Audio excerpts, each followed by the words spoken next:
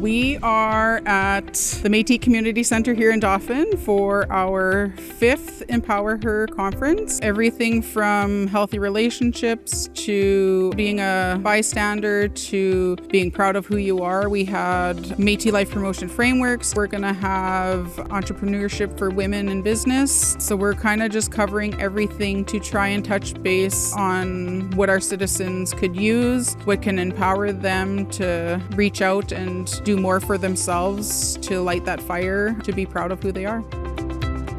This is my 3rd one, and I'm always so grateful to be invited back. It's a great opportunity to be together as women. There's just so much growing need in our communities. As we know, our numbers are increasing all the time as more and more people identify as Métis, as being part of the Red River Métis community. But I think people are hungry for more education, and more specifically in the regions outside of Winnipeg, because as we know, resources are more limited. And so I think it's a great opportunity for women in the Northwest region to have access to more education, more programming, more services, things that they've all been asking for that are important in their lives. This is my first event, and it's been really inspiring, really empowering. I think the first one that really stood out was the presentation from Minister Bernadette Smith. Hearing her story of her journey from domestic violence into teaching and eventually politics was really inspiring to me. I am a teacher, and politics is something that's a really big part of my job, and something as Métis women that we always need to be aware of how can we support our government and our people. There's been a lot of really great discussions with other Métis women about what is our identity, how do we protect each other, and how do we support each other, and not just the women, but our youth, our young girls, and our young boys as well. I was here to talk about healthy relationships. All the time, it's really important to have healthy relationships, and it doesn't matter whether it's our partners, our friends, our colleagues at work. Relationships, we want to have as healthy relationships as we can, because it makes us better people, right? The more support that we have in our lives is really, really important. I talk about the fish in water. Does a fish see water? Maybe not necessarily when you're in it. So sometimes you need to take a step back from that. It's been a real blessing to be here, so thank you. These issues alone, the numbers are crazy high for our women. Yes, the violence happens towards men and boys, but the numbers just show that it's our women that are affected the most. But it's to encourage our women to have the power to take back their lives.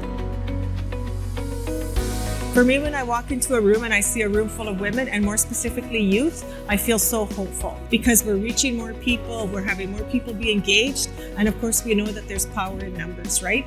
And so it tells me that our women are really engaged, and we see this with Infinity Women's Secretariat events, like our numbers every year. We have to get larger and larger venues because we're getting more and more engagement from our women, and same within the Northwest. So for me, it's very hopeful because we're breaking down barriers, we're having really important conversations, and we have our youth in the room because they're our future leaders. We're going to be passing the torch soon. So it really is inspirational for me to see so many youth come out and participate in these very important discussions.